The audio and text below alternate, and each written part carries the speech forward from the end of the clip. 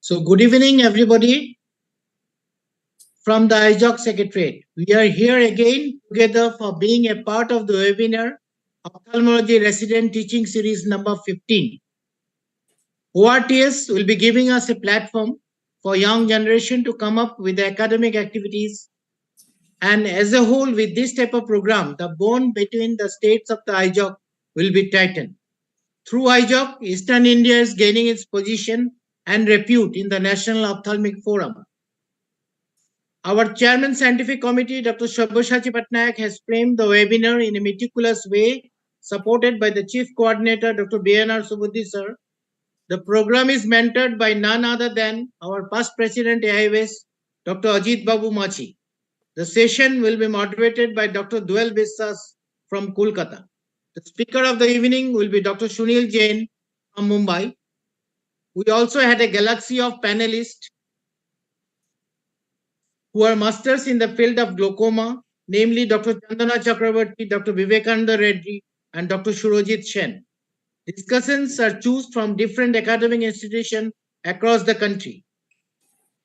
Before proceeding the handover to our president, I like to mention on behalf of all the members of the EIZOC, we express our profound respect for the great soul, Dr. S.S. Badrinath sir, who is expert in the morning. Let him rest in peace. We all pray to God.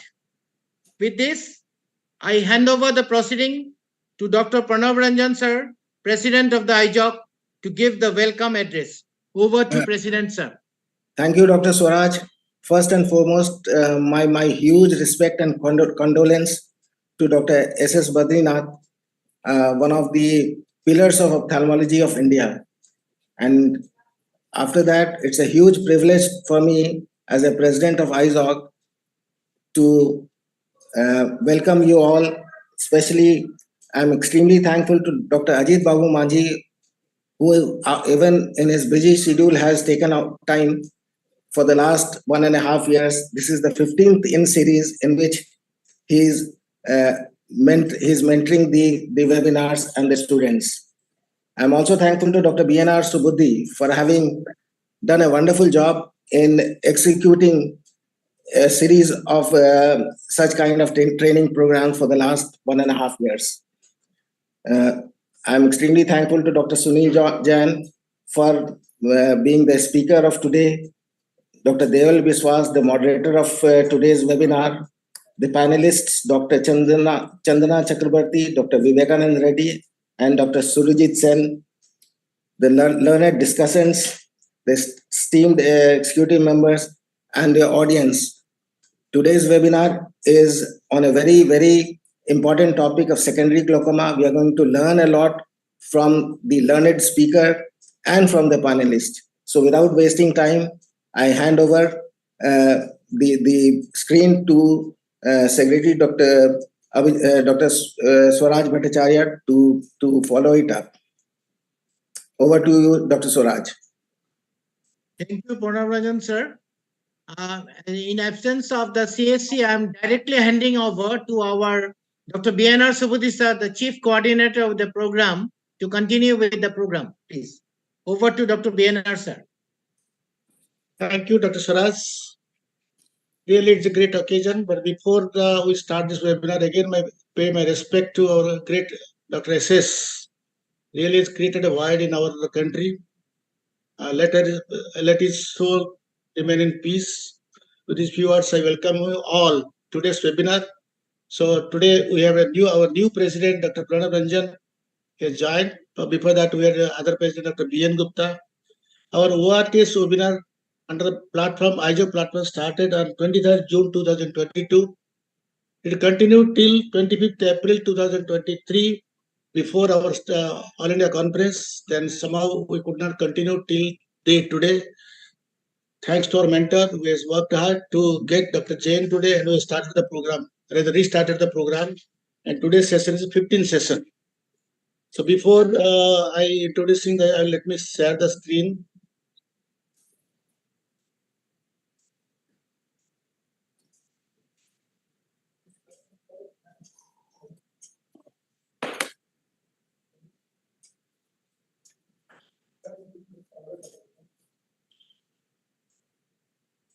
On the screen visible? Yes, sir. Yes.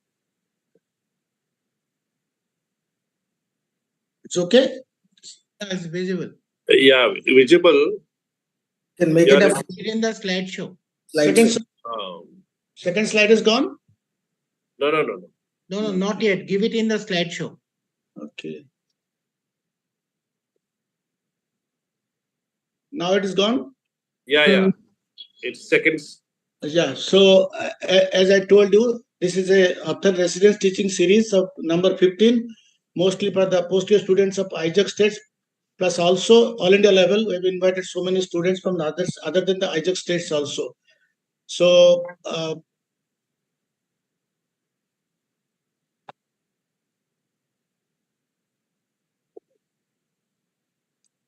already our president, secretary joint, Dr.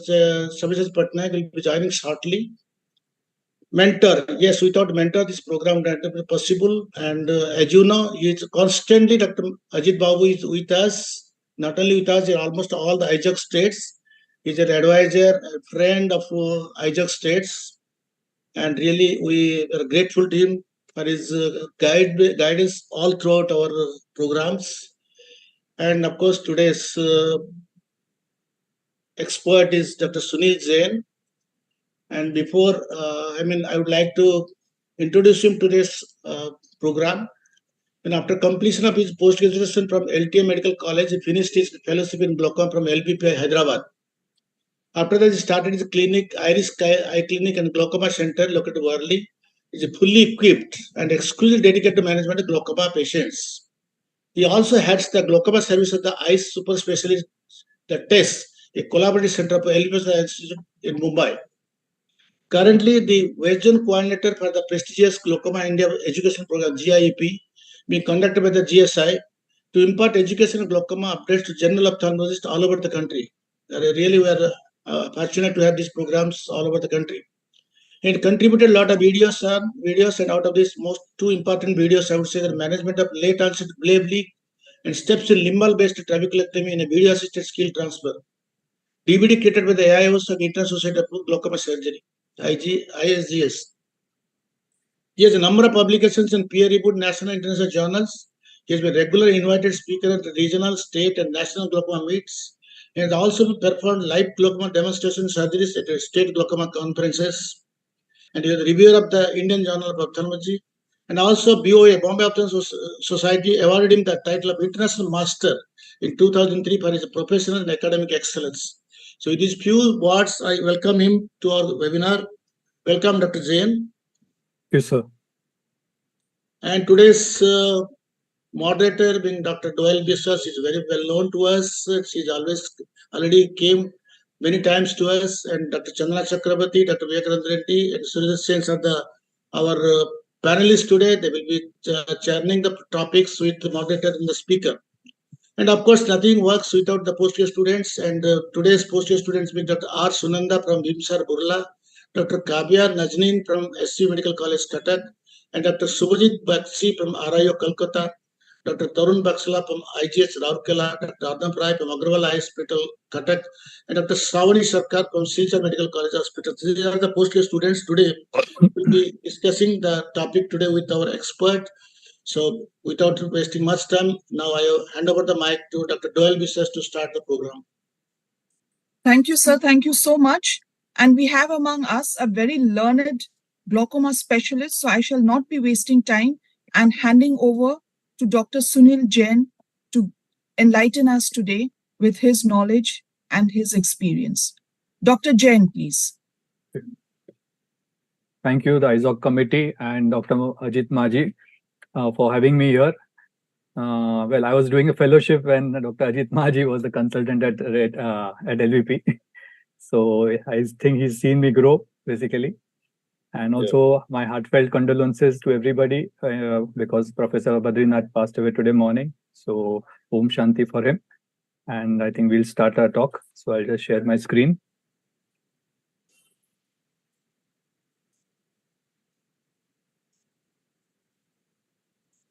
Okay, is the screen visible? Hello? Yes, proceed. Yes. Yeah. Okay, so now secondary glaucomas, I think everybody and rather mainly the students have always heard talks on primary glaucomas, primary open angle glaucoma, primary angle closure glaucoma, but nobody actually deals with secondary glaucomas because each one, there's so many of variety that people don't realize that each has a specific significance. And hence, this is a very vast collection of secondary glaucomas, and because of slit lamp photographs, I'll be able to demonstrate its subtle signs, okay, which if you catch initially, you can actually diagnose the type of the secondary glaucoma, treat it, and many a times the patient recovers from the glaucoma. So that's the advantage of secondary glaucomas. So what is the difference between a primary and a secondary glaucoma? Primary glaucomas are almost always asymptomatic unless a patient comes to you with an acute attack of angle closure glaucomas. They are usually bilateral, as we all know, and again usually seen in the elderly population. Obviously, subset of basically juvenile glaucomas or congenital glaucomas is always there. In comparison, the secondary glaucomas, as you can see, are almost always symptomatic. Patient will always come to you with a red eye, watering eye, blurred vision, pain, always symptomatic. They are always most probably unilateral. So any unilateral glaucoma, if you see, it's always secondary glaucoma unless proven otherwise. And they can affect any age group. Now, secondary angle closure glaucoma, basically, so what I would divide is secondary glaucomas into open angle glaucomas and closed angle glaucomas. So we'll go step by step. Now, let's talk about only secondary angle closure glaucomas. Now, again, secondary angle closure glaucomas is further subdivided into those with pupillary block and those without pupillary block. So we'll go step by step and first go to what is pupillary block. So as we all know, there is a pupillary block mechanism in a normal person also. So this is known as a relative pupillary block. So what happens, because there is some amount of iris which is hugging the anterior lens surface, there is always some posterior resistance, okay, which is provided by the peripheral iris along this thing, and the aqueous has to overcome this resistance to come out. Now, with this resistance increases, okay, as we see in this figure, it causes a pupillary block. So pupillary block will develop when it is iris induced or it is lens induced. Iris induced usually seen in if miotic induced. In the olden days, we had a very strong miotics, and they used to basically, go and cause acute attacks of glaucoma because the surface of peripheral iris over the lens would be so much that the aqueous would find it difficult to come anteriorly. If there were adhesions of the iris to the lens, to the vitreous, to the cornea, or even to the IOLs. Okay, so these are the common conditions, iris-related factors. Lens would be a swollen lens, okay, an ectopic lens, or a microspherophakic lens. So let's go through clinical examples. So this was a patient who presented, okay, with pain and watering and blurred vision and all, and heavy pain. So as you can see, this is a slit lamp photograph. What does it show? Probably a cataract surgery was done. There was vitreous loss. The surgeon put in the anterior chamber IOL. But what happened? He forgot to do an iridectomy. As we have always been taught, whenever you have a vitreous loss, you need to do an iridectomy. Why? Because of the pupillary block. So what is happening here, as you can see, there is an iris bombay formation. You can see the convexity, and on magnification, again, when you see the peripheral near the limbus, you will see this peripheral ballooning of the peripheral iris. So this is what is known as iris bombay. What happens is the aqueous is trapped behind because the AC IOL is not allowing the aqueous from the posterior chamber to come into the anterior chamber, and this gets accumulated, resulting in an iris bombay. And as this is a gonio photograph resembling the same thing. So when you do gonioscopy, you'll see this bulge of the peripheral iris, okay, causing an iris bombay. All you have to do is a YAG iridotomy, as simple as that. As soon as you do an iridotomy, the aqueous gets a pathway to flow from the posterior to the anterior chamber. The entire iris goes back, and the patient is very quiet. The glaucoma is reversed. So as I told you again, a secondary glaucoma is one glaucoma, which if you treat perfectly and immediately, many a times the entire glaucoma gets reversed. The important point here is, you can see I've done multiple iridotomies. And this is the most important point. Whenever you have a patient with iris bombay, don't do just one iridotomy, do it at multiple areas, because many times the fluid is loculated. So you might do one, and that area only might settle down, but the iris bombay might persist in the other areas. Now, as you can see, as soon as we did an iridotomy, the iris went behind, and the vitreous blob, which was the cause of the pupillary block, presented out here.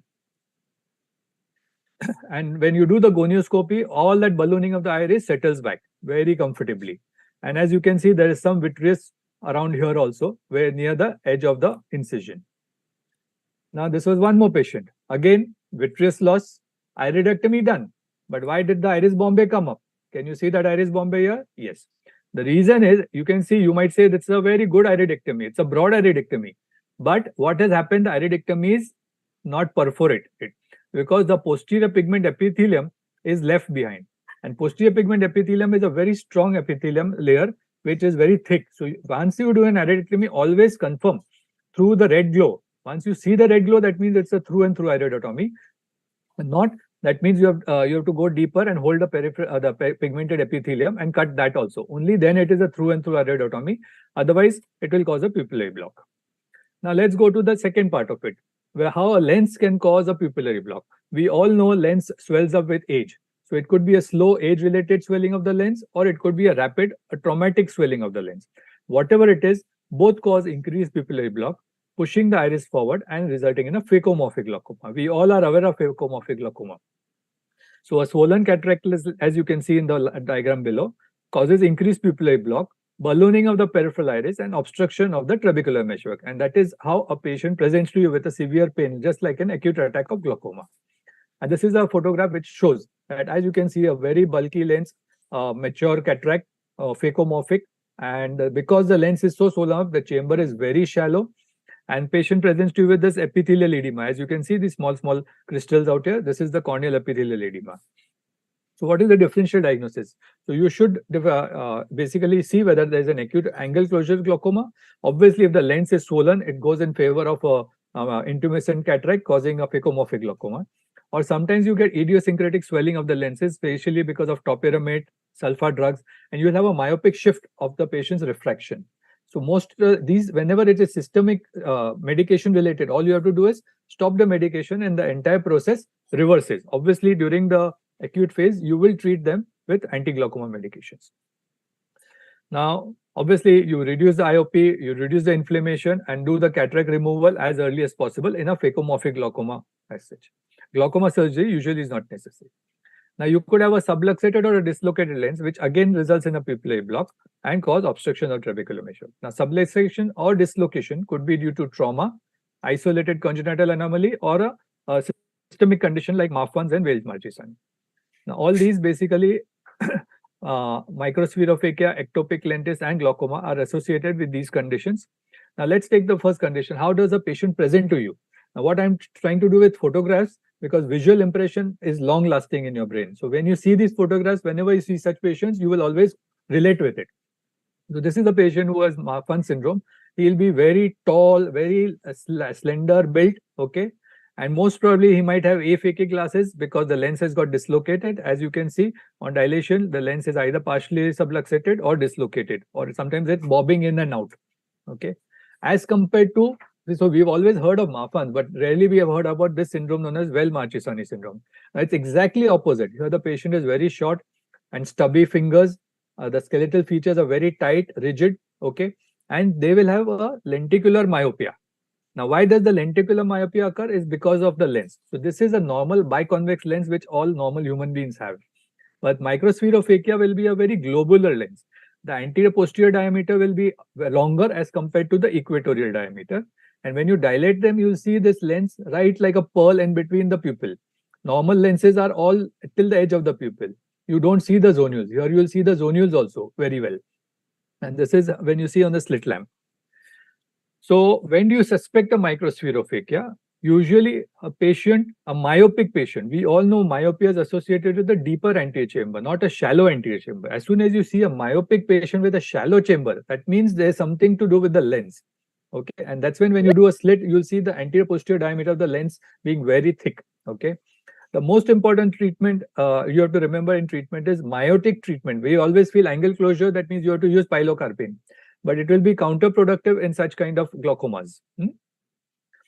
Coming to lens dislocation or subluxation following blunt trauma, okay, And how do you go about it? First, I'll show you certain example. This patient presented to us, okay, unilateral blurring of vision and all. When I examined him, basically, can you see certain features? First, you look at the pupil. So whenever you do slit lamp examination, please go step by step. Don't rush, because everybody likes to see the cataract behind only and not anything around it. So when you see this, yes, cataract is there, but come and defocus anteriorly. What you see is sphincter atrophy here. Okay, this is typical of post-trauma. As soon as you see a sphincter atrophy, first thing you will know that some trauma has occurred, and you will ask the patient any history of trauma, and most probably he will say yes, he had a trauma. When you see the anterior chamber, it's very shallow. Okay, so we did a gonioscopy. We could not see the angle structures. Okay, the lens is so anteriorly located. We could see the ciliary processes. Okay, so what we realized, he had an angle closure glaucoma. So we did a iridotomy, which is perfectly fine. Okay, as soon as we did iridotomy, you see the chamber is deepened now. So again, as I told you, if you detect the secondary component and you treat it, many a times the glaucoma resolves and the angle has opened up. Okay, few synechiae are there. Now, as soon as we dilate it, now we can dilate the patient. So once we dilate it, you see this. Normally, you don't see the edge of the equator. Okay, and when we magnified it, there was vitreous around here. So this is where the subluxation was there, and that was causing the lens to come forward, causing a pupillary block. So these are small signs which you be very careful, especially under high magnification. You will detect them, and you will be able to treat the patient. This is the second patient. Patient basically. Sunil, yes, sir. Can you ask some questions to the postgraduates, because they will be very silent and yeah, otherwise they'll go to sleep also. yeah, that's fine. Okay, so let's say Dr. Yeah. Nazneen, Tata. can you give me certain findings in this from Cuttack? Hello. Yeah, Dr. Nazneen, can you just tell me just basic one main finding? What are you seeing here? Here there is a PCOL, anteriorly dislocated PCOL. It is not a PCIL. It's actually a crystalline lens. Okay. Because it's shining so well, I think you thought it is an IOL. Actually, it is a crystalline lens. Okay, good. It's a pupillary block. There is. Pupillary, yeah. So basically, it is a lens which has got subluxate. So you are right in that. But if you see, it's grayish in between, you know. And what you see, this edge is the normal crystalline lens at the equator. Okay. So this is the right eye which was normal. The patient had come for a routine examination. He was dilated and then he went back home and again came back after 5 hours with severe pain and all. So when I saw him, basically this was the condition. Okay. So what happened is this is a subluxated lens. Okay. And basically when I checked him, he had Marfan's kind of a features. So probably he had lax zonules, and we dilated him, and that lens, because the lax zonules, the lens moved forward and resulted in a pupillary block. Okay. So when you see on magnification, okay, there are certain features. Once you'll see the edge of the crystalline lens, which is normally not seen, you'll see this pigment out here. This is the posterior iris pigment, which is along the zonules, you know. And here, if you see, that lens is now touching the cornea, then resulting in glaucoma and corneal edema now. Okay. So this is a typical pupillary block edema because of a subluxated lens. Okay. Now, how do you treat it? You can't do a YAG PI because one, the corneal edema is there. You can't focus your laser. Secondly, the pupil is so dilated, you know, it's very difficult to do a YAG PI with such a thick iris. Okay. This is how it is now. Now you can see a crystalline lens. Okay. So what we did is we started him on maximal therapy. We gave him mannitol. We put him, now we did the opposite. Normally in a pupillary block, we constrict the pupil. Now what will happen? If we constrict the pupil will not constrict. Okay. Because the lens is sitting right in the front. Okay. So we will aggravate the glaucoma. So here you do opposite now. Give him mannitol, the vitreous shrinks, make him lying in a supine position. So lens gravity, it pulls backward. Now put him on dilating and cycloplegic drops. So whatever zonules are there, they will pull the lens behind. And the pupil, once dilated further, the lens will fall behind. Okay. And that's how you will relieve the pupillary block. You will relieve the pain.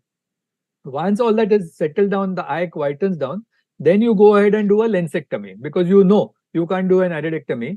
The lens is always going to come forward and back. So better to do a lensectomy and accordingly put in a IOL, iris claw or something, depending on the situation.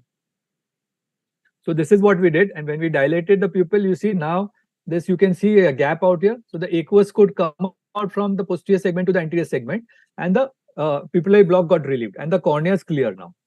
Okay. So fine. Now coming to conditions without pupillary block. So we are going now again. There are two sub conditions: anterior pulling mechanism is and posterior pushing mechanism is there. So what happens in the anterior pulling mechanism? So what is happening is the peripheral iris gets pulled over the trabecular meshwork, either because of some neovascularization, because of ICE syndrome, some fibrovascular tissue ingrowth. That we'll see now some examples of that. Okay. So can Dr.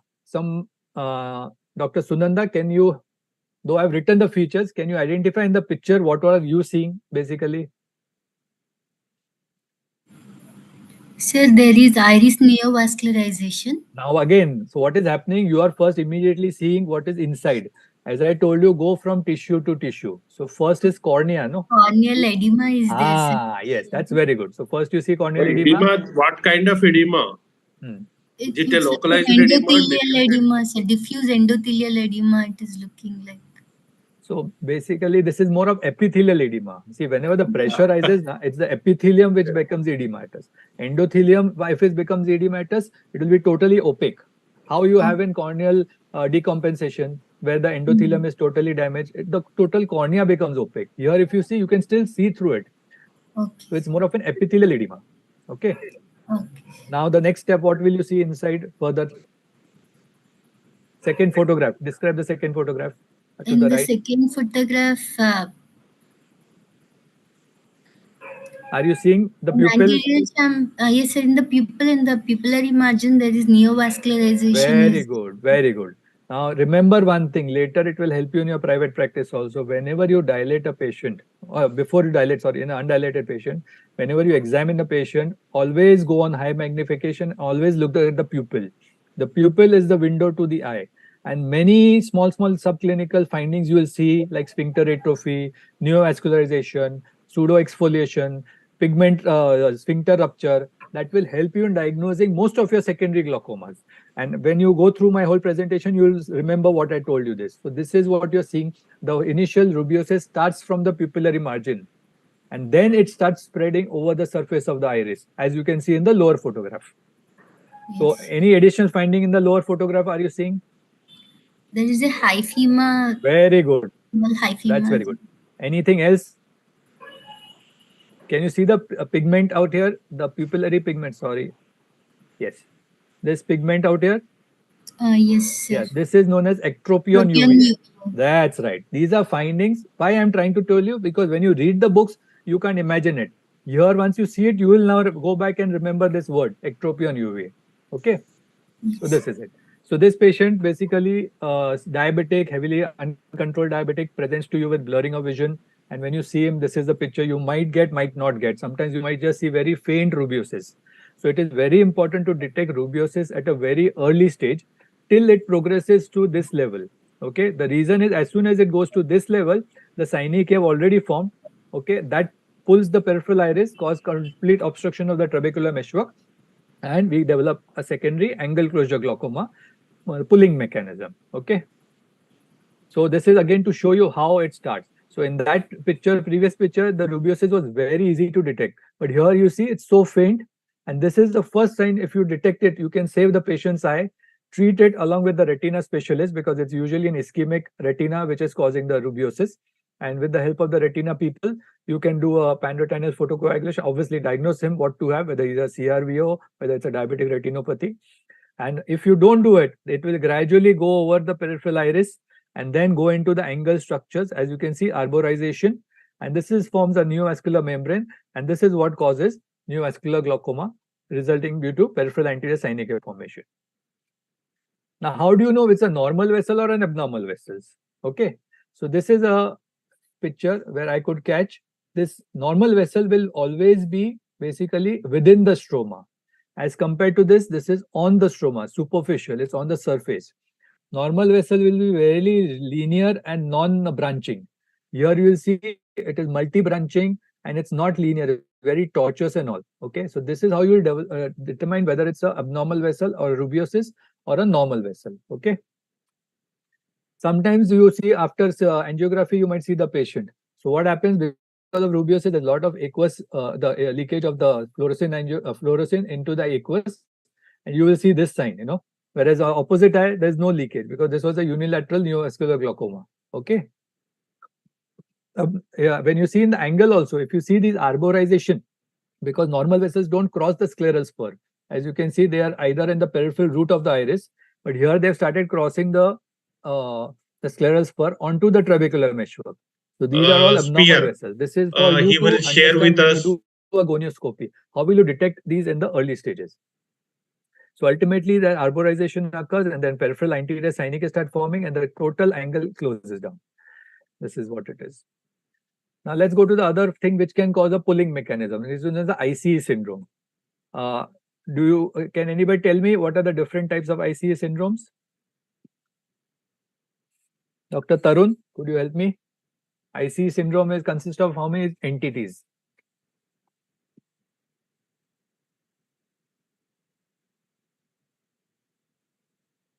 So basically there are 3 entities. Okay.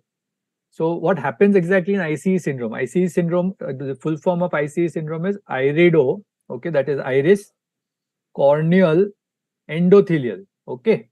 So these all structures are affected. So initially an abnormal proliferation of a membrane occurs, which starts from the surface of the iris, then it goes over the angle structures and then onto the cornea, okay. Sorry, it starts from the cornea and then it comes here. So what happens is, this abnormal membrane, then it starts pulling the iris. As soon as it starts pulling the iris, you will see the correctopia. The pupil gets eccentric, and as it keeps on pulling, then on the opposite side, you will see thinning of the opposite iris because iris is getting pulled, it will start thinning out here. And as it pulls further, then you start these getting holes, which are known as melt holes, or, that's how it is. So we'll see. So these are the 3 types of components of ICE syndrome, that is progressive iris atrophy, Schindler syndrome, and Cogan-Reese syndrome. The differentiation is which tissue is more affected. Based on that, you will subclassify the patient. So in the iris atrophy, this is what happens. You will see more of iris being involved, less of cornea being involved. Okay. So as you can see, basically there's a localized area of iris atrophy. There's pulling around sometimes, which causes a correctopia-like. And when you do a gonio, there will be the synechiae formation. Okay, this is the advanced stage of ICE syndrome, where, as I told you, the melt holes and there's something one more hole. So this gets pulled out, and the entire you'll see a hole out. It looks like some injury. Actually, there's not injury. This is a classical ICE syndrome, and invariably it's a unilateral phenomenon. Usually males affected. Usually more of a left eye being involved. And when you do gonioscopy, you'll see all peripheral anterior synechiae formation all over. Coming to what is a Schindler syndrome. In the Schindler syndrome, iris involvement is mild. Okay, you won't have much of iris involvement. You will have more of endothelial dysfunction. So even a slight rise in pressure, okay, will cause a lot of epithelial edema in these patients. So when you do a specular microscopy, you will see the endothelium is quite. You will have these dark areas, pleomorphism and all. Okay. Now, what happens in Cogan-Reese syndrome? Not much of iris involvement, not much of corneal involvement, but you will see pedunculated nodules out here. We have pigmented nodules over the iris surface. So then it's a Cogan-Reese syndrome. Okay. Dr. Subhojit, can you describe anything in this picture?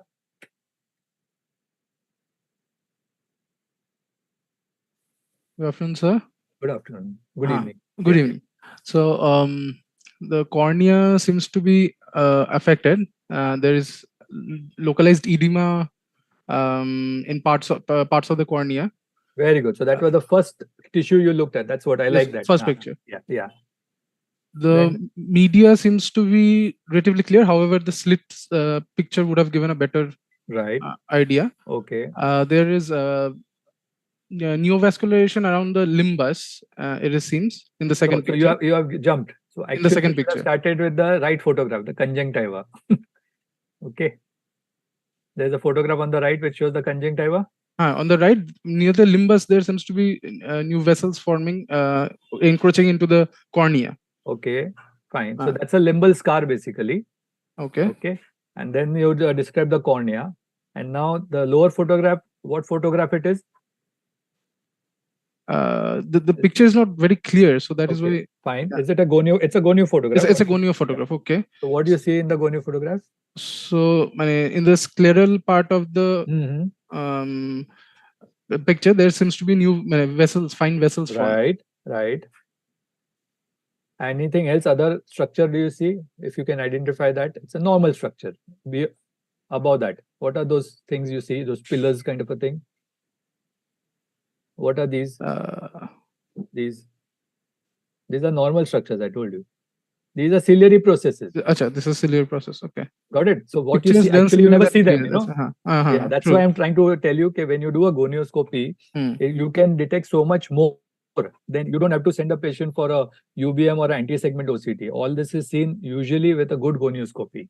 So the importance of gonioscopy also is there in this. Okay. Now, fine. So what happened? This patient has undergone cataract surgery long back by the olden technique. I think ECC was done. And that's how such a big scar was there. And obviously there was some complication and then they sutured and all. So what happened is later during the olden days when ECC was done, there used to be a lot of conjunctival ingrowth. Okay. And this is a superior limbus. And what photograph I have taken is the inner part of the superior angle. So there is conjunctival ingrowth, which is causing fibrovascular ingrowth. Okay, it's not neovascularization, it's fibrovascular ingrowth. This fibrovascular ingrowth again damages the trabecular meshwork and causes glaucoma. Okay. Iridoschisis, again a rare entity. I'll just briefly go through it. What you see is the anterior surface of iris, you know, there are a lot of frills. You'll see them like, you know, creepers coming along. And when you actually do a gonioscopy, you'll see these iris stromal rolls coming and touching the cornea. And they can cause corneal decompensation. They are associated with peripheral antisynechic formation. See this? Actually, the iris strand is coming and touching the cornea. And these can cause localized endothelial dysfunction. Okay, and these are also iridoschisis also tends to cause angle closure. Again, rare entity. Aniridia, we all know how it looks. You don't have to know because there's no iris. You see the directly the cataract, and many times the lens is a bit pulled away. And these usually aniridia is always associated with trabecular dysgenesis. So the trabecular meshwork has not formed at all, and whatever the stump of peripheral iris is there, they result in peripheral antisynechic formation, resulting in a secondary glaucoma. Fine. So now we are through with secondary angle closure glaucomas. Sorry, now we are posterior pushing mechanism. That part is left. Okay. So what happens is there's some force which is pushing the peripheral iris, causing ballooning and obstructing the trabecular meshwork. So this usually is associated with the ciliary body rotation, and basically the entire ciliary body rotates anteriorly. Normally the ciliary processes are projected posteriorly. Because of some reason they get they rotate anteriorly, and this causes the entire lens iris diaphragm to move forward. And because of ciliary contraction, the tensions on the zonules relaxes, so the lens starts moving forward, and this causes further angle closure. So this is the most common ciliary block glaucoma or malignant glaucoma. So I might just spend a bit more time because of very important glaucoma and a very resistant glaucoma to diagnose and treat. Okay. So first you have to know what is the definition. How do you diagnose a patient of ciliary block glaucoma or malignant glaucoma? It is a secondary angle closure glaucomas. We all know there is elevated pressure. We all know the chamber shallows. But the important point is this: patent iridotomy or an iridectomy. So if you have a patient who has a patent iridectomy in presence of a shallow chamber and elevated pressure and normal posterior, only then will you say it's a malignant glaucoma. If there is no patent iridectomy, then it becomes a pupillary block glaucoma. So first you will do an iridotomy and the chamber deepens, it was a pupillary block glaucoma. If the chamber doesn't deepen, that means, and the iridotomy is patent, that means it's a ciliary block glaucoma. So it usually affects, obviously, in patients with angle closure and with extensive peripheral antisynechic. Though we know it occurs post-operatively, but sometimes it can happen during surgery or immediately after surgery. It can occur later also when you stop cycloplegics post-trabeculectomy, or you suddenly add miotic agents post-trabeculectomy. So miotic agents are never added post-trabeculectomy. Pre-trabeculectomy, like a normal glaucoma, you can treat. But post-trabeculectomy, never add myotics because it might just aggravate a ciliary block glaucoma. So what happens exactly, as soon as you do an iridectomy, that's a sudden shallowing of anterior chamber. Because of that, there's anterior rotation of ciliary processes, causes misdirection of aqueous posteriorly. The vitreous swells up, the lens gets moved forward, the AC shallows, and the IOP rises. So this is what happens. You can see the ciliary processes normal, they are anteriorly rotated. They should be actually posterior. And this is vitreous which is swollen up, which is pushing everything, entire lens iris diaphragm forward, causing blocking of the trabecular mesh. And this is a good UBM picture. So when you do a UBM in a patient with malignant glaucoma, these are the features you'll see. Total anterior, it won't be one part of that anterior chamber. The entire anterior chamber will be uniformly shallow. The entire lens iris diaphragm will be uniformly forward. Ciliary process will be all flattened and rotated anteriorly. And this is the picture, a classical. It's a composite picture, which I've got. So now this is a typical case for you to understand how malignant glaucoma might present to you. So usually a young patient, remember, elderly patient, but young patient, why? Because they have a very strong ciliary tone.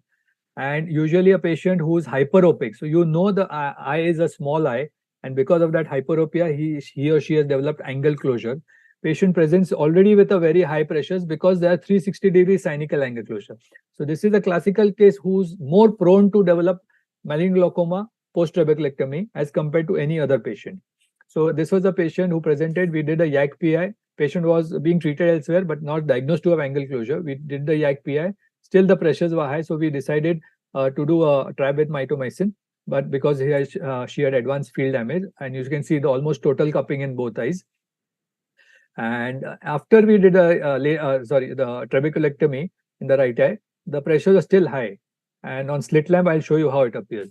So this is okay. Now, who will help me? Dr. Arnab, I think you are left. Yes. Can you describe Good evening, something? sir. Yes. Good evening. So I'm in the top simplifying things left, because I have already labeled certain things. Okay, it becomes Yes. easy for you. so in the top left-hand corner, there is a superior surgical peripheral iridectomy has been done, Yes.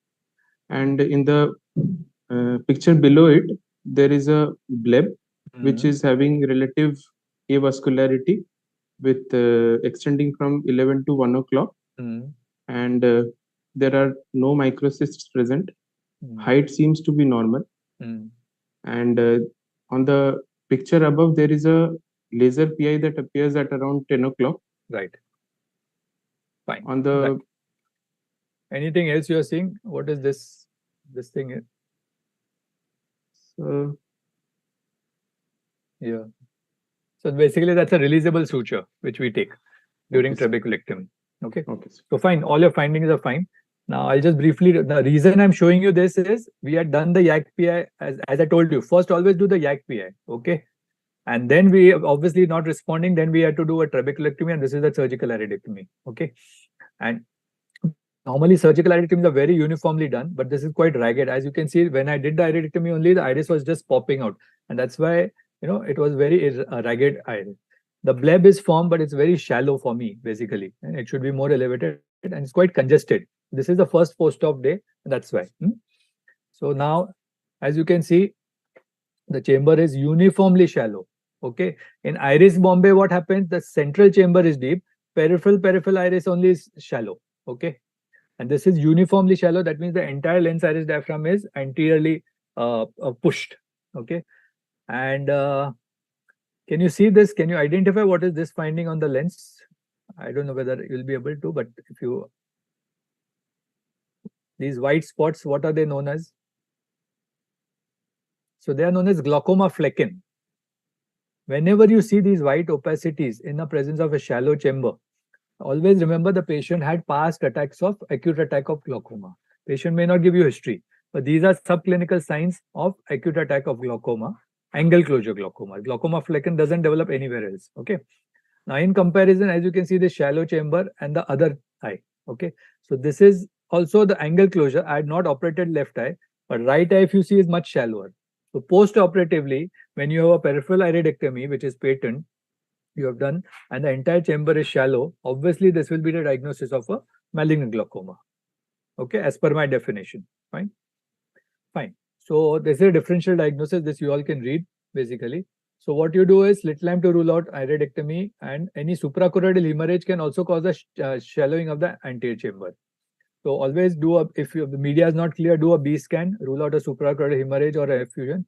Always do a UBM if you want to rule out anterior choroidal effusion, which can also mimic like a malignant glaucoma, where the ciliary, supraciliary effusion develops, and that causes the ciliary body contraction and pushing the entire lens iris diaphragm. So these two tests you can do in addition to your clinical judgment. Now, there are certain risk factors. Any patient, before you take for trabeculectomy, always see whether the patient has a high hyperopia, is the eye small, non-ophthalmic, preoperative chamber shallow, then past CRVO, and whether he had developed malignant glaucoma in the fellow eye. So the fellow eye always has a tendency to develop malignant glaucoma again. So whenever you counsel the patient, you have to tell the patient that the other eye also might go through the same course. Okay. So medical therapy, basically I'll briefly go through it because this you all can obviously read up and all. So you have to start him on atropine, phenylephrine, and myotics are contraindicated as I told you. Aqueous suppressant, hyperosmotic, steroids have to be given. And as soon as we started medical treatment, this is post-op day 1. At 1 month, the chamber deepened, as you can see, and 6 weeks the chamber. So what happened is the entire process got reversed. The fluid which was going behind into the vitreous started moving forward through the trabecular trabeculectomy, and the bleb also started forming. As you can see, initially your bleb was low, and this is a good elevated bleb now. And you can see the congestion has gone down, everything, inflammation has gone down. So you start medical treatment. Maybe they may not work always, but at least 50% of the times, many times they respond to medical line of treatment. If not, then you will have to do a surgical intervention, okay, where you go in and do a vitrectomy and form the anterior chamber, and even sometimes you might have to put in an implant. Okay. So important prophylaxis, basically preoperative, always identify the patient. Myotics should be discontinued before you take such patients for trabeculectomy. Okay. A laser PI always should be done priorly. All these reduces the incidence of your malignant glaucoma post trabeculectomy. Fine. And intraoperatively, always go slowly. First do a side port so that the aqueous egress is the AC becomes a bit soft. I mean the chamber becomes a bit soft. Always take pre-placed sutures because the aqueous might just gush up and the entire process might start. Okay. And whenever you take sutures, always be on the tighter side to prevent overfiltration, because excess aqueous coming out will cause shallowing of the chamber and it might initiate a malignant glaucoma. Always start putting cycloplegic drops on table only. So immediately the chamber starts deepening. And post-operatively, you keep on monitoring these patients very closely. Okay. Intraocular tumors sometimes can cause angle closure glaucomas. Before going to that, probably YAG hyaloidectomy through the PI superiorly. Yes. In malignant glaucoma, you can tell that is more easy clinical management. Yeah. If it do not work, then you need to go for vitrectomy. So basically through this. But sometimes, you know, if the lens is a bit bulky or something, you may not be able to go through it. If it's a pseudophakic patient, yes, you can try it easily. But otherwise, you know, it becomes difficult sometimes with the lens, you know, if you don't get through and through, sometimes you might induce a cataract formation.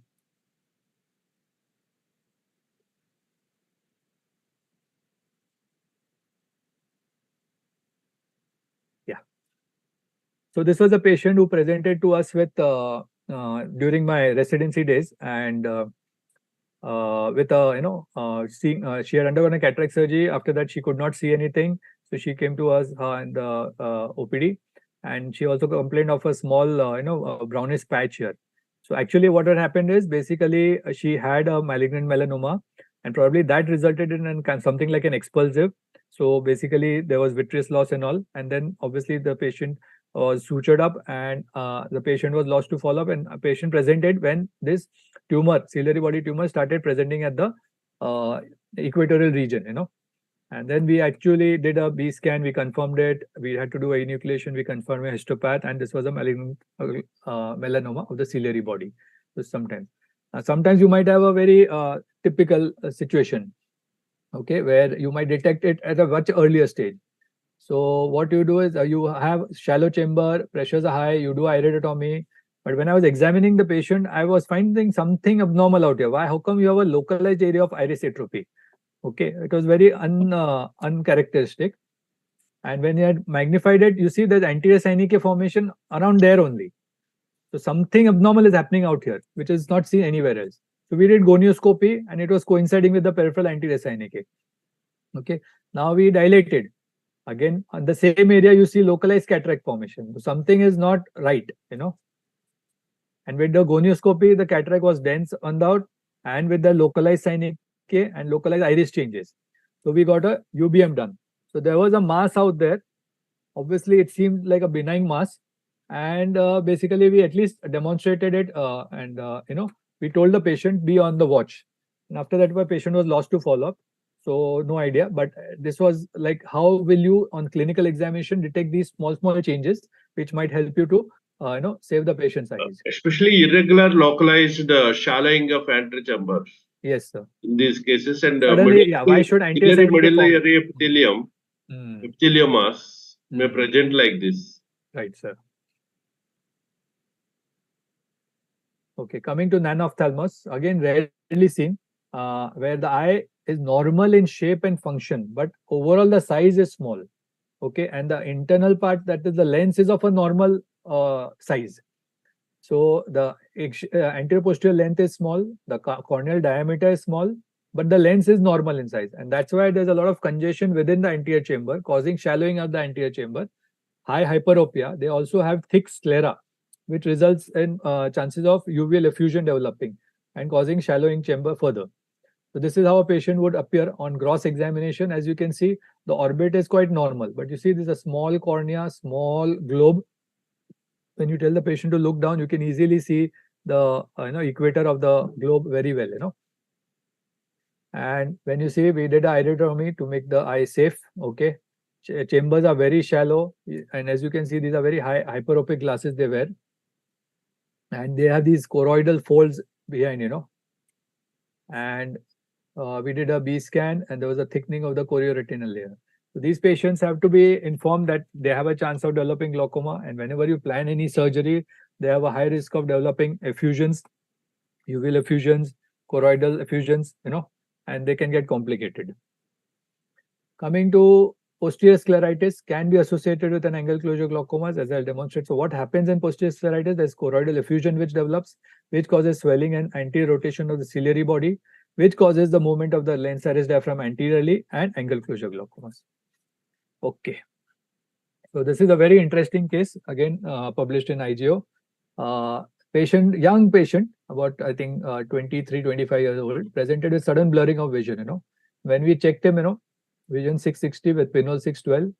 On examination, external lid edema, mild proptosis, mild restriction of EOM in inferior gaze. So when we see, this is the inferior localized conjunctival chemosis inferiorly, whereas rest of the conjunctiva looked fine. So when we saw him, the unilateral chamber shallowing. Okay, again, as I told you, unilateral glaucomas always suspect to have secondary component.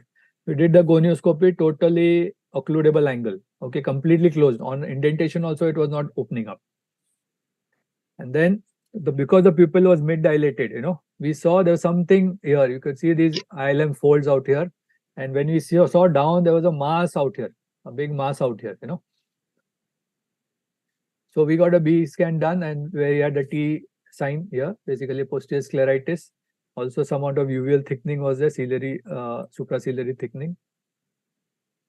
So we started, because then this is a typical secondary angle closure. So you don't start them on pilocarpine, you don't do a YAGP and all, because now you know what is the cause. It is a typical posterior scleritis causing uveal effusion. So you start them on systemic steroids, you start them on topical steroids, start them on cycloplegic and cycloplegic like atropine. So what will happen? The entire as soon as the inflammation goes down, as you can see now, the conjunctiva is much better. The eye is looking much better. The chamber pre-treatment and post-treatment, as you can see, it's deepened because the cycloplegics have pulled the lens iris diaphragm backwards, and the angle opens up completely. So as I told you, secondary glaucoma, if you treat the cause, the whole thing reverses and the glaucoma might disappear. As you can see, the retina has become clear. Obviously, we did a systemic examination, and the patient had sarcoidosis of the lungs, which was presenting, as a posterior scleritis.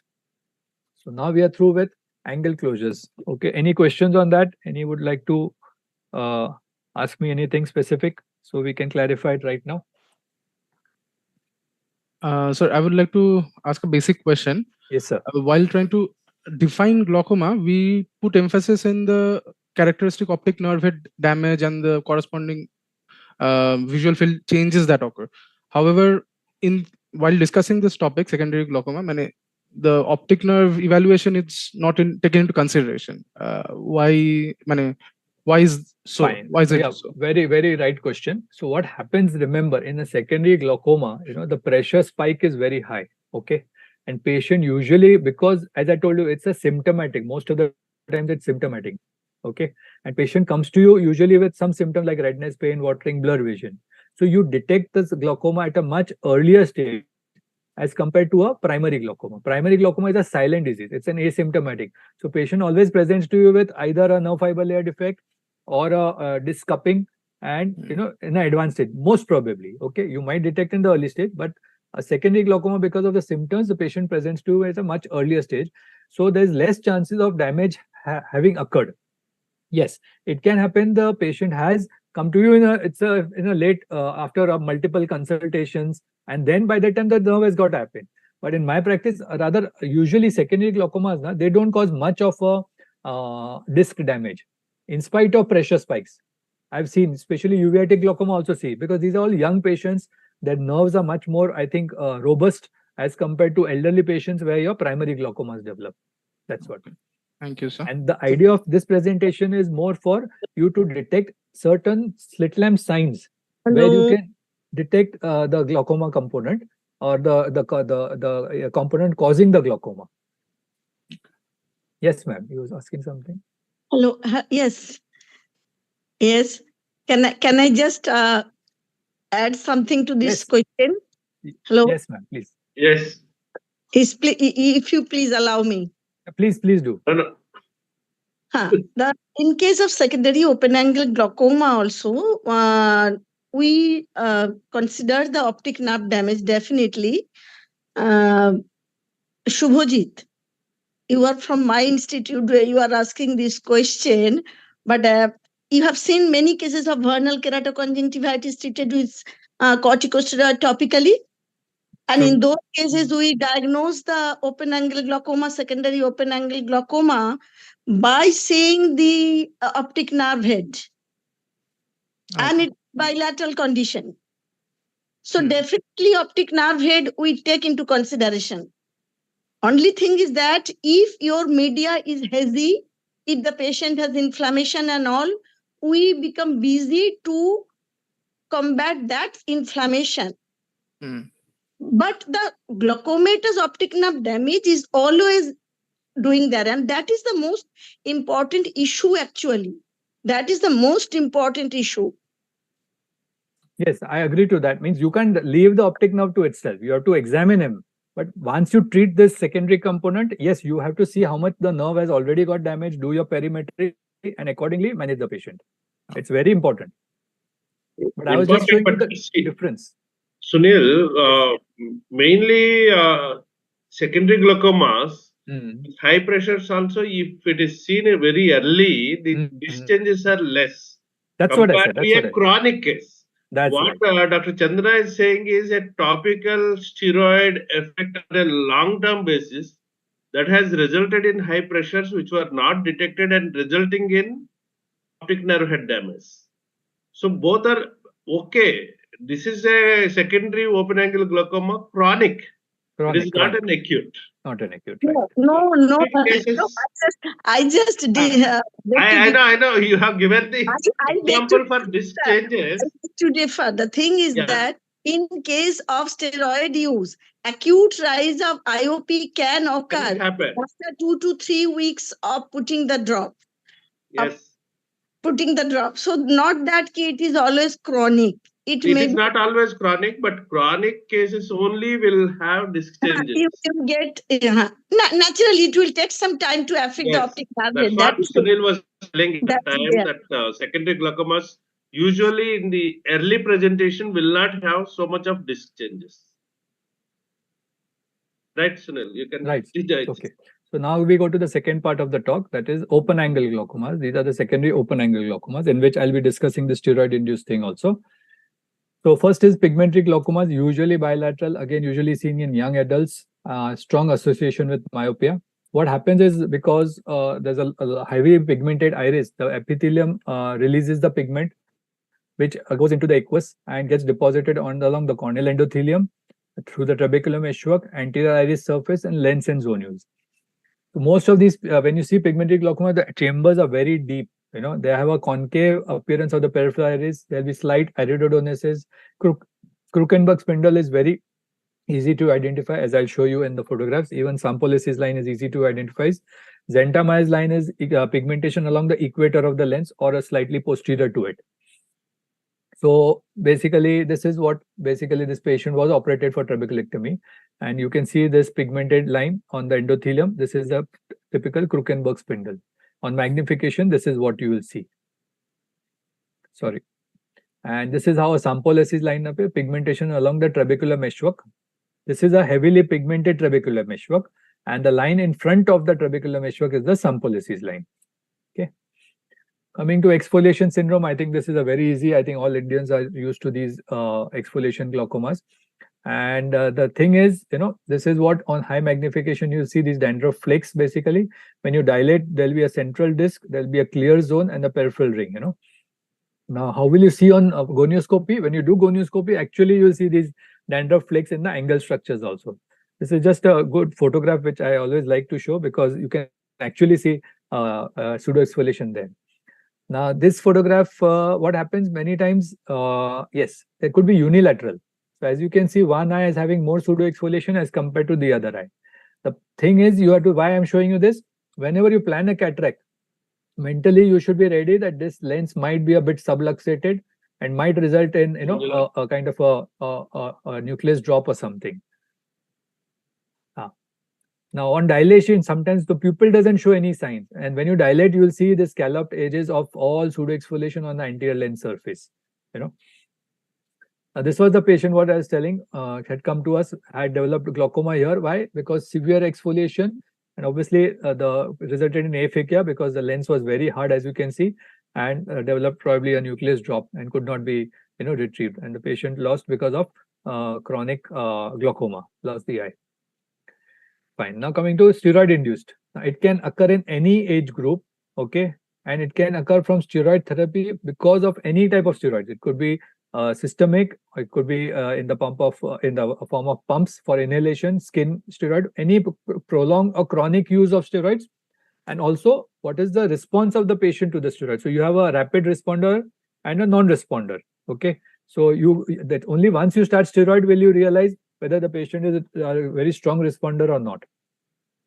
Always patients are more prone if they have primary open angle glaucoma, if there's a family history of glaucoma. Again, high myopics, especially post LASIK and all, you have to be very careful that they might develop a steroid response. The steroid response can be as early as first week to second week, or they might happen after chronic usage. That is, I was telling you, high responders. Usually, as soon as you stop steroids, especially in the early phase of the steroid treatment, the entire IOP rise might reverse. But if the patient has been using it for a prolonged period, a lot of collagen changes occur in the trabecular meshwork, which causes a decreased aqueous drainage and result in a persistent glaucoma. Now, the most commonly misused steroid, as we all know in our country, is the over-the-counter prescription. So many patients, you know, they come, they go to the chemist directly, ke aankh laal ho raha hai, could drop de do, and invariably they'll give them Pyrimon. You know, Pyrimon is the bane of us glaucoma people, and because of the over-the-counter. But one more important thing, how do you know? You know, young patient, you see the pressure is high. Why should a young patient have a high pressure when everything else is fine? So you go back and ask a history. And this is what I learned. So this patient, okay, was on some treatment. He's saying, hum to kuch drop dalte hai. Which drop? They'll say, Ciplox drop. But Ciplox is available as Ciplox and Ciplox D. Okay. So you ask them to show the bottle and they'll come out with a Ciplox D bottle. And actually, they don't realize that they are putting. And what happens is every time they have a redness, they will remove that bottle and use a self-medication. They will not go to the doctor. And that is what causes the glaucoma. And how do you detect, in addition to the pressure, or just on clinical examination, you'll see this typical steroid cataract, posterior subcapsular breadcrumb appearance, So when you see such type of cataract, you should always ask history of steroid usage. They might be on pumps, they might be on skin. Some Ayurvedic, Unani medication in our country is very common. I've seen patients of Unani medication having glaucoma. This is an interesting case. Can somebody describe it basically? Any doctor, I think, Sarkar, Dr. Sarkar? I've labeled it, unfortunately. Yeah, yeah, it is labeled. Yes, sir. Good evening, sir. So I can see few whitish deposits over here, and conjunctival congestion also. Okay. Less congestion over the whitish depot. Yes, sir. But have you noticed what I've done? I've actually elevated the lid. We usually don't elevate the lid so much. Yes. Okay. Normally, you'll see the superior limbus, superior bulbar conjunctiva. This is almost where you're seeing the lacrimal gland, around there. So what happened is, I'll tell you a brief history of this lady who presented to me with glaucoma on maximal therapy, came for a second opinion. So I was just, as I have been taught at LVP, thanks to Dr. Santosh, he used to always ask for a history of steroids. Okay. And that really stuck in my mind. So every patient who walks in my clinic, I ask for steroids. So how do you ask for steroids? First, are you on any inhaler? Do you use any skin ointment? Are you on any other Ayurvedic, homeopathic treatment? So I started asking these questions. Then suddenly she came up with a history that I had some inflammation and I had got some given injection into my eye. Now for the patient, it is injection into the eye. So then you have to go again one step back and see for this. So usually this is a subtenons injection, posterior subtenons, usually given in a periphery. So when I lifted the leg, I saw this big kind of a blob out there, and it was a smaller blob here.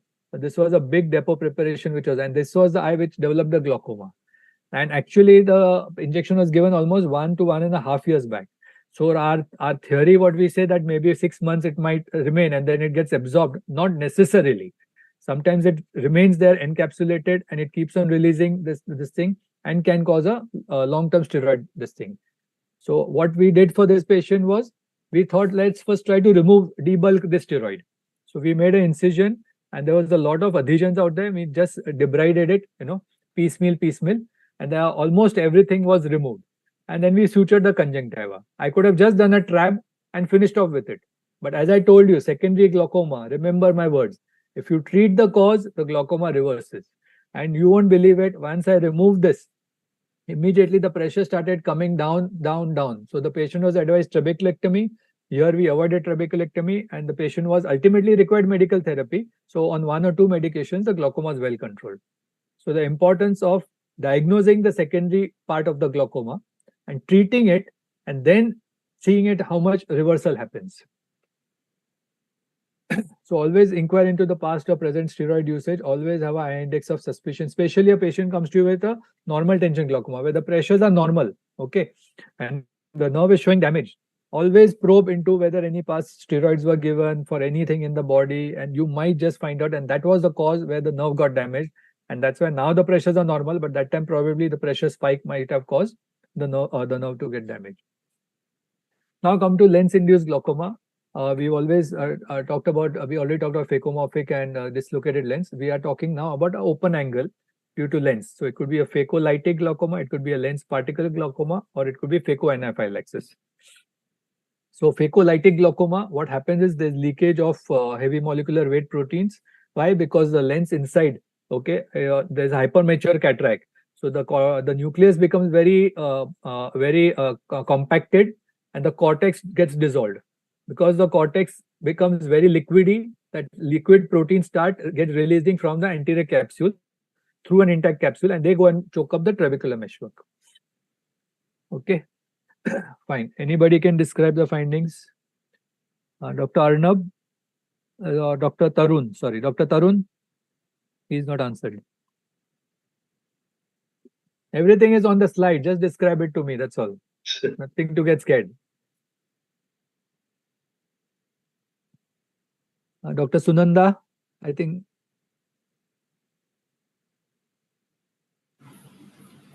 So there is a ciliary congestion. Very good. So you started from the conjunctiva. That's a very good thing. First. Second. And then localized corneal edema was there. Okay. And after that, in anterior chamber, there is cells. Flare is there. Very good. Anterior You're chamber. going step by step. That is what I like. That is what the importance of my presentation. Yes. Cell and flare, but there's something you can see this more like a coagulum, you know. So, when the cell flare increases, the viscosity of the aqueous increases, it becomes thick and organized. So this is what we call as a coagulum. Okay. Yeah. Anything else you see? The lens is hypermature cataract. Very good. What type of a cataract it is called? Morganian cataract. Very good. Okay. Can you see the nucleus around here? It's low, it's sunken like a thing. Yes. Okay. Anything else? Very specific sign, which is the classical of phacolytic. Fine. So I'll show you. Can you see these white spots here? 1, 2, 3. These are white spots on the anterior capsule. You can see here also, undilated also here. Okay. So what happens is this, as I told you, cortex liquefies and starts leaking through the anterior capsule. And then this spot through the where the leakage is occurring gets calcified and it heals. Okay. This is an ongoing process. So you will see these white spots. Fine. And this is how you'll see anytime undilated also. If you see, you will know the patient has developed phacolytic glaucoma episodes earlier and the eyes become quiet. So you have to tell the patient that you might develop an acute episode anytime. So please get operated. Okay. Fine. So differential diagnosis, you would like to rule out uveitic glaucoma, acute attack of glaucoma, endophthalmitis. If you feel there's hypopyon formation, sometimes the patient presents with a pseudo hypopyon. You know, that's how it is. So you reduce the pressure, reduce the inflammation, just do a cataract. The anterior chamber is irrigated copiously to remove any residual proteins. Rarely they require a glaucoma surgery. They settle down, eye quietens down, vision improves very good. Coming to lens particle glaucoma, a traumatic or surgical destruction of the lens causes the particles to be liberated into the anterior chamber. So the anterior capsule is ruptured or the posterior capsule is ruptured and the lens particles, the cortical fibers, they float around and they cause obstruction of the trabecular meshwork. Okay, fine. So this is a very good case. Again, I had published in IGO. As you can see, young patient present with sudden onset of blurring of vision. Okay.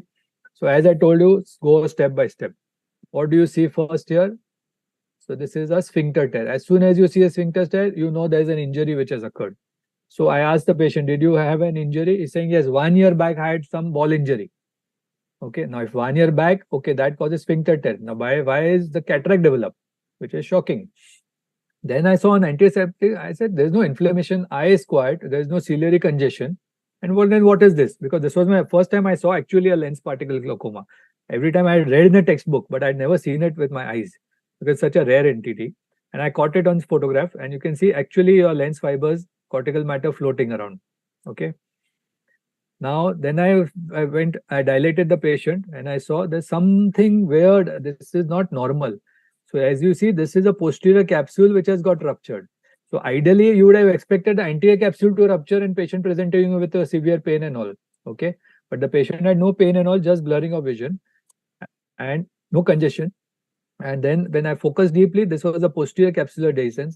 And when you look at the convexity, this is the posterior convexity. It's so irregular.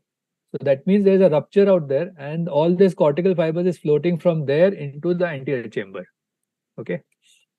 I did the cataract surgery. There was a rent. So because it was a young patient, I just had to do phaco aspiration. Luckily, no vitreous presented. We put in a lens and on table, this was exactly that posterior capsular dehiscence. And the patient presented with a lens particle glaucoma. Differential diagnosis, phacolytic glaucoma, endophthalmitis, phacoanaphylaxis, you have to rule out. So management is reduce IOP, reduce the inflammation. All these lens-induced glaucomas, you'll have to reduce the inflammation, IOP, and then just remove the cataract, do a good AC wash, and they usually don't require a glaucoma surgery. Coming to phacoanaphylaxis, develops because of sensitization to lens proteins, produces a granulomatous inflammation and a secondary glaucoma. And this is how you'll see. This was basically in the olden generation when ECC was done and sometimes ICC was done, lens matter was left behind because we used to just put the lens in the sulcus and we would not do a good AC wash or something or a cortical wash. And this lens particle, if the PC rent had developed, they would get released and cause a inflammation. And you can see this is vitreous out there and you can see these small globules, okay, which are inflammatory like KPs along the vitreous wick, and these are KPs here also. So this is how, and also you will see the copy nodules out here at the pupillary margin. So this causes recurrent uveitis and resulting in a glaucoma, chronic glaucoma formation. So you have to start the patient on topical steroids, start anti-glaucoma medications, give cycloplegics. If the IOP is uncontrolled, then try to remove the lens matter, okay? And you might need a pars plana vitrectomy to remove the posterior lens matter. If not, sometimes they have recurrent inflammation and might go into phthisis also. Now coming to glaucoma after cataract surgery. So we all have experience when there's vitreous loss, sometimes viscoelastic left behind, lot of pigment dispersion, okay? This is a very interesting case. One very good phacosurgeon, my colleague, she operated the patient for cataract. So as you can see, right eye cataract pending, left eye cataract done. Okay, patient was being treated post-operatively for almost a month, 2 months, and then suddenly started there was a rise in pressure, and intermittent iritis would develop, and they just could not figure out what's happening, you know. So then they referred to me for a glaucoma control. So this is my first visit. I saw the patient, eyes very quiet, lens, everything is perfectly in place, no rent, nothing. I talked to her, she said, nothing, everything was quiet. I did a gonioscopy, everything is fine, all wide open angles, there's no anterior synechiae, nothing. So I started the patient on medical line of treatment. He had slight iritis, slight steroids and all. We started and kept on following the patient. One day again, I had an urge to do a gonioscopy for some reason. And this was a epinucleus piece which was left behind. So what was happening, this epinucleus piece was moving in and out. So in the first visit, it had gone behind the iris. Okay, and luckily I saw it and I knew what was the cause of the glaucoma. But by the time a lot of time had passed away, almost 2 to 3 months. So I said, let's first do, as I told you, my dictum is first treat the cause. So we thought we'll go and remove this epinucleus piece. Hopefully the iritis settles down. So I went, I took him on the table. On the table, I could not find it because it went again behind. Okay, it disappeared again. I searched everywhere with irrigation, it was just not coming. So I told the patient, we could not find it, we'll see. One day, a patient came back, again I found it in the OPD. Immediately, I constricted the pupil with pilocarpine so that it does not go behind. Took him up on the table immediately and removed the piece. But because about 2-3 months had passed away, the iritis settled down, but the glaucoma was chronic, and ultimately I had to do a trabeculectomy. So the importance in this is that you might have glaucoma, as I told you, again unilateral glaucoma, which is very secondary. After cataract, if you develop, always look at the iris. Many times people don't look at the iris. There's uveitis which starts forming, which is the cause of early onset of glaucoma in a pseudophakic patient. Or rarely you might have this thing. You always do a gonioscopy if you always in doubt and rule out if there's an epinucleus piece behind. Rare conditions, but always to be better to be safe than sorry. Again, as I told you, patient presented with unilateral glaucoma. Okay, you can see the pupillary rough. It's so beautiful out here. Pseudophakic patient. In spite of cataract surgery, pupillary rough is maintained. But here cataract is there, but pupillary rough is absent. This is what I'm telling you. Pupillary examination is the most important way of examining glaucoma patients, where you'll find a lot of signs. So these are sphincter tears. Okay. When I asked him the history, yes, he said there was an injury in the past. So this was causing the sphincter tear. And when I did a gonioscopy, this was angle recession. Okay. Coming to post-inflammatory. So these are different conditions which you might develop. Post-uveitic, Fuchs and all. Just go through it. Okay, this is basically, you can see acute uveitis, iritis. You can see these KPs and all causing glaucoma. Sometimes you see this old cases of uveitis past in you see these fibrous remnants. So probably that was the cause of unilateral glaucoma resulting in a unilateral disc damage or something, So these signs help you to, when you do gonioscopy, you'll see goniosynechiae. Now in angle closure goniosynechiae are different. You won't be able to see the trabeculum meshwork so beautifully. This is a wide open angle along with intermittent synechiae. So this is always inflammatory goniosynechiae. This is not angle closure goniosynechiae. In angle closure goniosynechiae, your angle structures will not be seen. It will be an occludable angle. Only when you do indentation, the entire lens iris diaphragm will go backwards, and then you'll be able to see the synechiae. So this is how you differentiate between the two types of goniosynechiae. As you can see here also, angle is wide open, but synechiae are there. So these are inflammatory goniosynechiae, usually seen in uveitis. When you see further, okay, sphincter atrophy is there, okay, old remnants. And the cataract also is a different cataract. They'll have a polychromatic luster, which is usually a complicated cataract, what we call as, again seen in uveitis. So when you have all these signs, everything falls into place. That patient probably had attacks of uveitis, resulted in probably unilateral glaucoma because of that. Okay. Fuchs heterochromic cyclitis, this is how you will see. This is a normal iris, and here you see heterochromic iris. And they usually have intermittent uveitis coming off and on. It's not advanced, very strong uveitis, very mild uveitis. You'll see these KPs, and you'll see the slight early cataract changes. This is endothelial, basically because of the KPs and inflammatory cells on the endothelium. It's a retroillumination picture.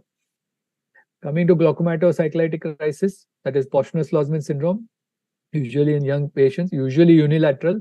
Patient presents with intermittent blurring of vision because the pressure really spikes to 50s and all. But when you see the anterior chamber is very quiet, there's no congestion. You might see 1 or 2 KPs, rarely flare cells also. So most of the times the nerve is not damaged in these patients.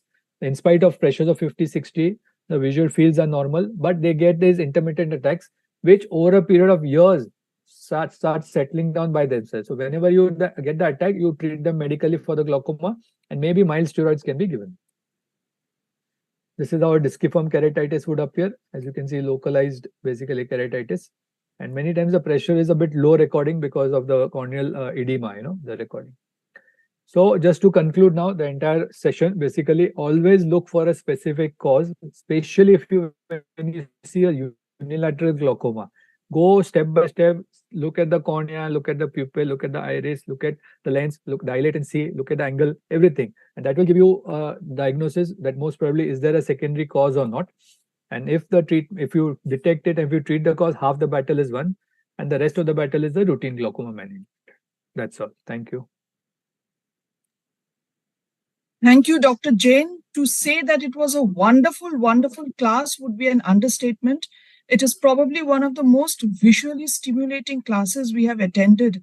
And our PG students have not only learned about secondary glaucoma, they have also learned about how to make a presentation, how to make a presentation that keeps everyone mesmerized. And I would now call upon the panelist, Dr. Reddy. Dr. Reddy, could you please give your opinion, your questions, your view on the presentation, whatever has taken place? Dr. Reddy, are you there?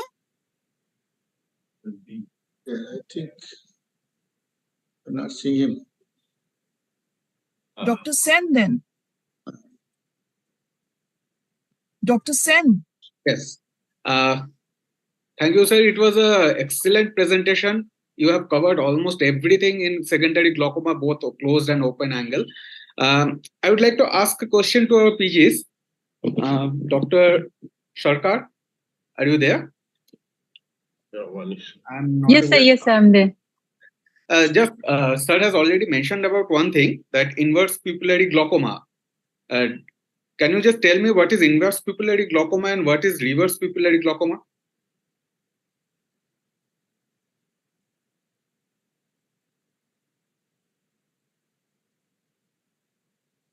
Rather, actually, I should say inverse pupillary block and reverse pupillary block, not glaucoma as such. Yeah. So in normal pupillary block, the iris lens diaphragm is pushed forward.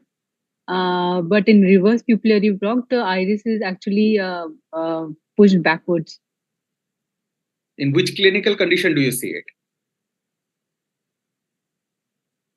Sir, in pupillary block, it could be due to choroidal hemorrhage, malignant glaucoma, or choroidal effusion. No. Pigmentary glaucoma it is seen. It is because of the posterior bowing of the iris. But in which clinical condition this posterior bowing occurs? Sir has mentioned about it. Sir, posterior. Pigmentary glaucoma it is seen, sir. Yes, it is in pigmentary glaucoma. This posterior bowing happens. And what is inverse pupillary block?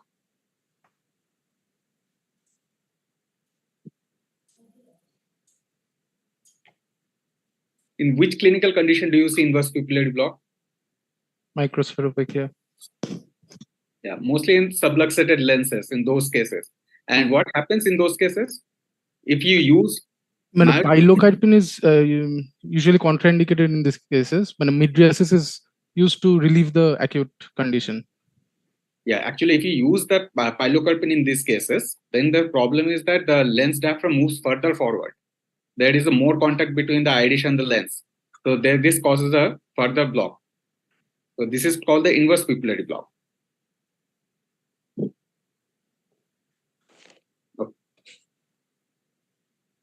Thank you, Dr. Sen. Dr. Chakraborty, would you like to contribute something? Do you have any questions for our PG students? They have been most attentive. Dr. Shane has already covered most of the things. I just want to add few points. One is that once it was the dictum that not dictum, aphakia, pseudophakia, they are the common causes of secondary glaucoma. But now they have gone to the back seat. Why? Because of the technical improvement in cataract surgery, we are getting less cases of this aphakia, pseudophakia, secondary glaucoma. Now, so what is in the forefront? In the forefront is trauma. That is the number one. And next comes the post-VR surgery complications. Post-VR surgery complications, like if we put silicone oil or AR, those are the things can produce this secondary glaucoma in post-VR surgery. In case of uveitis, for the PG students, just remember that one important thing, you can get it in the normal, in uveitis, it can be normal IOP, it could be a low IOP, or it could be a high IOP. Why low IOP? At the beginning of the inflammation, in any type of inflammation, there may be a ciliary body shock, or there may be either this, so there is a low IOP. But you have to keep a very judicious watch. Follow-up is very important, because at any time, gradually, in the chronic case of uveitis and inflammation, it will definitely give rise to most of the cases, the peripheral anterior synechiae or the posterior synechiae, and then it will lead to glaucoma. So these are, and what else? This case of just like in bilateral glaucoma, bilateral secondary glaucoma can occur, as already we have discussed that this steroid, and another thing is the topiramate. The topiramate, bilateral glaucoma, because of the lens iris diaphragm can come forward and cause angle closer glaucoma. That is one thing. And in case of diabetes also, when there is neovascularization, you can get two types of glaucoma, both secondary open angle glaucoma, or you can get both the secondary angle closer glaucoma. Open angle glaucoma, why? I think I'm taking too much time. If anybody can... No problem, madam. Please continue. So the neovascularization for their benefit of the angle, anterior chamber angle, will cause an, as Dr. Join described, there are two types of mechanism. One is the push and one is the pull. So the pull mechanism, the fibrovascular, the tissue, they causes pulling of the iris to the trabecular meshwork and closed it. So that is the angle closer glaucoma, secondary angle closer glaucoma in case of diabetes. But it can cause, in diabetes, it can cause an secondary open angle glaucoma also. Another question commonly asked in the how this corticosteroid produces open angle glaucoma, secondary open angle glaucoma. Anyone? Dr. Shubhajit? This is a common question we ask. Why there is secondary open angle glaucoma in steroid treated cases? Anybody of the students? Anyone?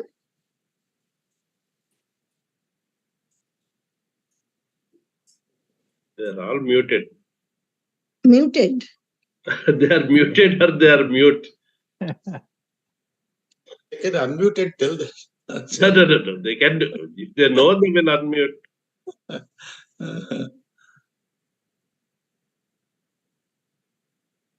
Sunanda can tell that. Sunanda, can you? Madam, I think the cause is not known. There is some kind of a hyaline deposition because of the steroid use in the trabecular meshwork, which causes. What it causes is that they stabilize the lysosomal membrane. They Yeah. stabilize lysosomal membrane that is present in the trabecular meshwork. Stabilization causes that there is edema of the trabecular meshwork, and that's deposition of some protein also in the trabecular meshwork. So these are the reasons why there is steroid-induced glaucoma. Another important thing I think we have not discussed, that is the post-PK glaucoma. It's very important. Post-PK glaucoma. It depends on the graft size, that is one. And another is that if there is inflammation, post-inflammatory, and if there is a tight suturing, all these things give rise to post-PK glaucoma. So one should be careful during suturing and the graft size. Another important issue is the retinopathy of prematurity, which is a burning issue at current time.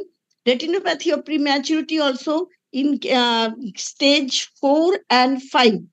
They can cause a secondary ankylosing glaucoma by pushing the lens iris diaphragm forward.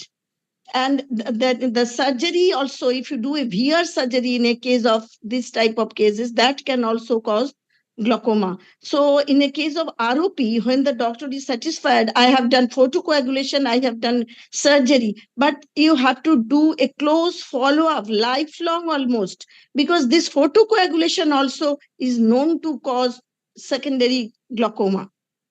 So I think that's all what I'm thinking.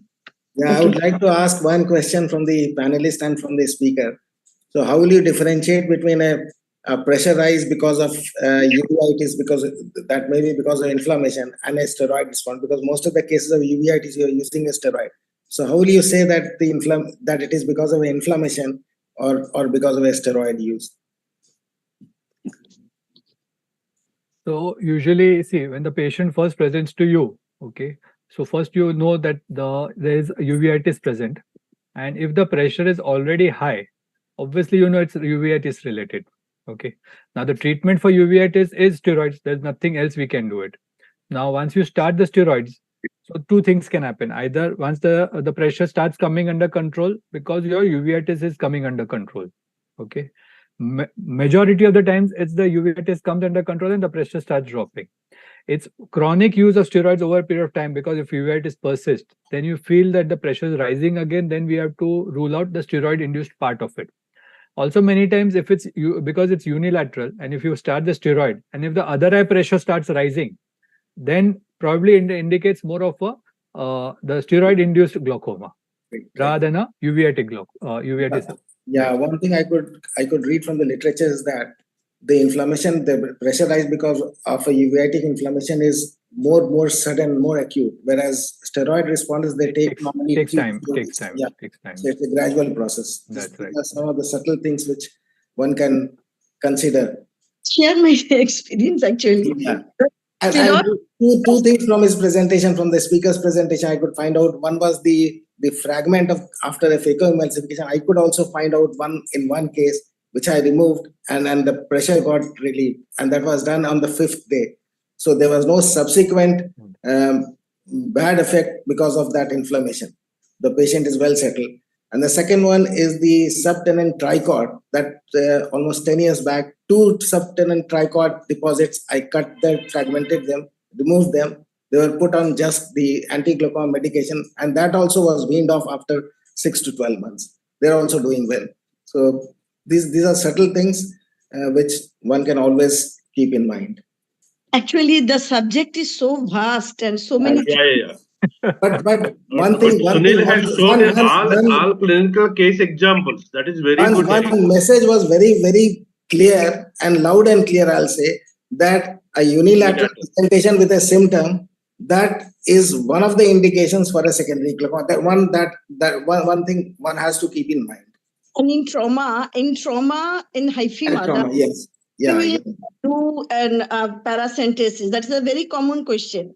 Actually, it has changed. And the criteria what we read in the single tone trauma, it is changed. Now they are saying, okay, if it is a full chamber, you go for paracentesis as early as possible.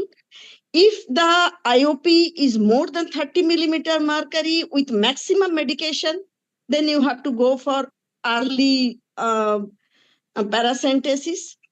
Or if the patient is sickle cell, that is the dictum, the sickle cell glaucoma, a sickle cell trait or sickle cell disease, then you have to do it as early as possible. These are the few things I just remember for the students. And if for the students some questions are there, I am not going to discuss those. One is when the angle recession, why it happens, and if in all cases of angle recession, you will not get glaucoma. If it is more than 180 degree, then you can get glaucoma. And lifelong, you have to do the follow-up of cases. Not only this means it should be from time to time, and it should warn the patient that you can get this glaucoma lifelong. There is a chance. Okay, I would just like to add one point here. Since we are discussing the secondary glaucoma, we need to tell something about the one-time damage, this factor also.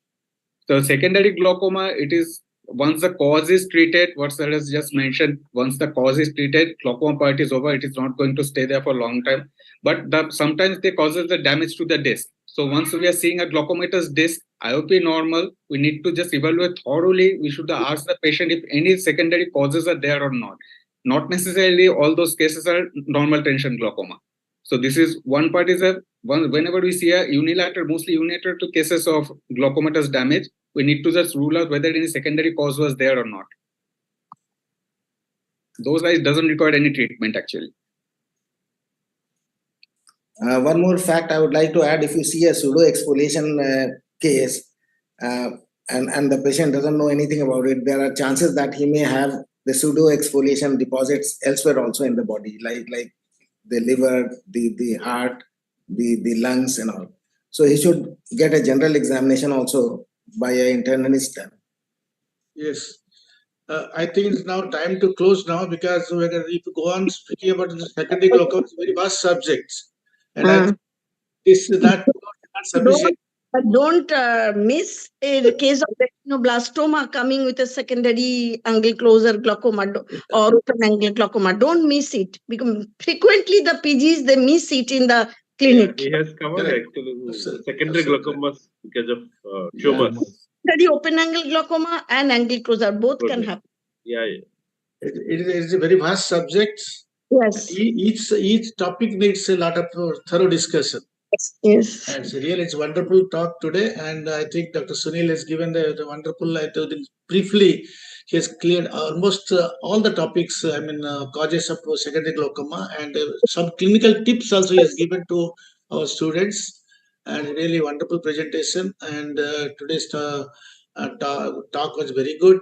And our mentor definitely chosen the person. And when I told that Dr. Sunil will be speaking, I was wondering whether but I think he has justified his inclusion today. I do research. I do research on the topic. Who is the best speaker in India? That only I will. So don't worry. And Dr. Doyle really wonderful moderated the session today, and panelists really great discussions today. I think they've given all their comments, and I'm really happy that our president is remaining since from beginning to the he's last. active president. I also wanted to learn from Dr. Sunil, because I have one of his books, question answer book of Dr. Sunil, a long time back. So above all, and still we expect more participants for the students, and they should come forward, they should ask questions. Anyhow, which I open to them. Both audio and video should be on for them. Yes, always we insist that the video should keep up open on, but sometimes they miss always. And before I close, I think I will ask Mr. Rahul, would you like to play this video of Anton Verma? He entered. Rahul? And the recorded is not there. not there, but the recorded version of the entire episode, the entire this webinar, this will go into the EIZOC platform. Yes. Anybody we'll get it. We'll get it and we'll popularize it. Yeah. So thank you, everybody, and I think good night. Now you should tell all the residents of EIZOC states. Yes. Actually, they should be actively participating. Correct. We are giving chance to 6 residents, but if they are participating, maybe we can extend the number. No, we select 6 students, but we inform others to also join. No, we are trying to inform everybody, every EIZOC state, 13 states, almost everybody was informed. And we'll get the numbers. Actually, they must have logged into Facebook and other. They've got a viewers link also. This platform was only open for the panelists and the speakers only. Yes. We'll get the numbers, how many people logged in and how many people benefited. And other than that, this will be permanently logged into the this thing. YouTube. And in the other groups also. Yeah. And YouTube also, yes.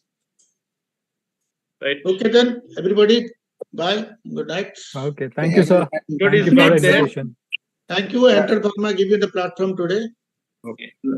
And thanks to Dr. BN and thanks to Swaraj and Dr. Sabyasachi also. We missed today. The Sabyasachi man is gone. Thank you, Dr. You can pick up the phone also. Right. Okay. Well, sir. Okay. Good night. Good night, sir. Good night. BNR. Bye. Yeah. Pranav. Bye. Yeah. Bye to everybody. Good night. Sunil, yes, wonderful talk today. Thank you, sir. Thank you, sir. We learned a lot. Yes. Thank you, sir. It is always a pleasure to teach the students, Yeah. Great. Yes. No, he is known for secondary glaucomas.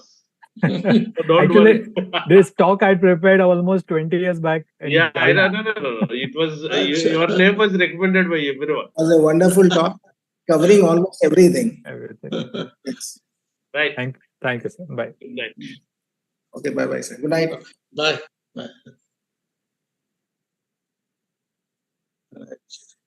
Rahul, you can close now.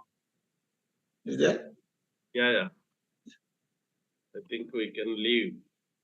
And I think we'll go for the next session 5th December. कल बात करेंगे next. Yeah, कल बात करेंगे. Correct. We'll talk tomorrow. Okay, Okay. right. Yeah. Bye.